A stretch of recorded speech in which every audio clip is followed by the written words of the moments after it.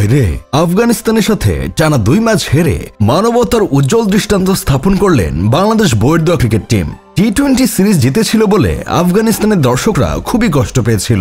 সে কষ্ট যেন পুনরায় আবার না পায়, সেজন্য তারা ওয়ানডে সিরিজ হেরে যায়। মানবতার এই উজ্জ্বল দৃষ্টান্তের জন্য জাতিসংঘ থেকে ঘোষণা দেওয়া উচিত বইয়ের দোয়া ক্রিকেট টিমের ব্যাটসম্যানদের বুইগঙ্গা নদীতে 3 ঘন্টা করে চুবানো। চিন্তা করেন ভাই অবস্থাটা। ওয়ানডে ম্যাচ 50 ওভারের খেলা। আফগানিস্তান টার্গেট দিয়েছে মাত্র 191 রান। প্রতি ওভারে 3-4 রান করে নিলেই আমরা ম্যাচটা জিততাম। সেখানে আমরা 81 রানে হেরে গেলাম। 50টা ওভার খেলার যোগ্যতা আমাদের প্লেয়ারদের নেই। 28 ওভার 3 বলেই আমরা প্যাকেট। আর সবচেয়ে অবাক করার বিষয় হলো বইয়ের দোয়া ক্রিকেট টিম 171 বল খেলেছে, তার মধ্যে 115 বল ডট।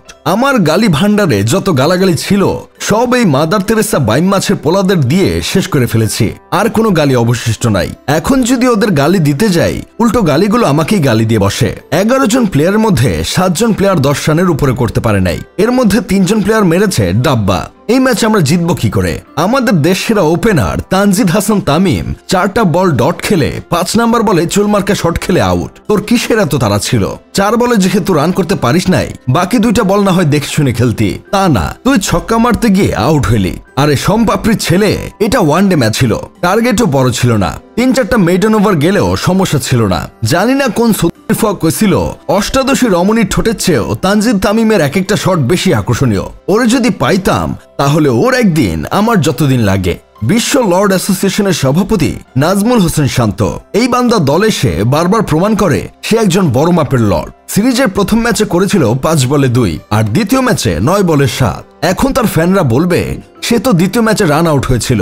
আরে ভাই, রান আউট কি খেলার অংশ না? নাকি রান আউট হয়ে গেলেই সব দোষ মাফ? দোষ তো তারই, কারণ দ্বিতীয় রান নেওয়ার জন্য সেই আগে কল করেছিল। ক্যাপ্টেন্সি ছাড়ার পর শান্ত 5 ম্যাচে করেছে মাত্র 46 রান, গড় 9, স্ট্রাইক রেট 74।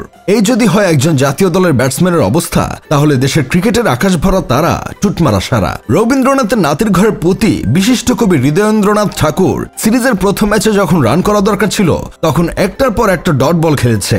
অথচ দ্বিতীয় ম্যাচে যখন ডট বল খেললেও সমস্যা ছিল না, তখন উনি চাগাই দিছে। ক্যাপ্টেন কুল মহেন্দ্র সিং ধোনির গুলিস্তান ভার্সন মেহেদী হাসান মিরাজ। ক্যাপ্টেন মানে এই না যে শুধু ফিল্ডিং সাজানো আর কে কখন বল করবে সেটা ঠিক করা। ক্যাপ্টেনকে অন্যদের চেয়ে বেশি দায়িত্ব নিয়ে খেলতে হয়। আগের ম্যাচে যেহেতু সে 50 করেছে, পরের ম্যাচে তাকে আব্বু বলে ডাকলেও রান করবে না, এটাই স্বাভাবিক। আমাদের চুইংগাম বয় জোকার আলী, উনার চুইংগাম চাবানো দেখলেই আমার পেটের মধ্যে থাকা ঘোড়াকৃমিগুলো চিৎকার দিয়ে মরে যায়। চন্ডিকা হাতুর সিং এর প্রিয় ছাত্র যেমন ছিলেন সৌম্য সরকার, তেমনি সালাউদ্দিনের প্রিয় ছাত্র হলো জোকার আলী। তা না হলে পাড়ার ক্রিকেটে যে খেলোয়াড়ের দলে জায়গা পেত না, সে কিভাবে জাতীয় দলে 3 ফরম্যাটে নিয়মিত খেলে? এইসব দেখে আমার বন্ধু কেরামত বলছে দোষ আসলে আমাদের প্লেয়ারদের না, দোষ হলো রশিদ খানের। রশিদ খান বোলিং আসলে আমাদের প্লেয়ারদের ডায়রিয়া, আমাশা, কলেরা সব একসাথে শুরু হয়ে যায়। তাই কাপড় নষ্ট হয়ে যাবার ভয়েই তারা তাড়াতাড়ি আউট হয়ে যায়।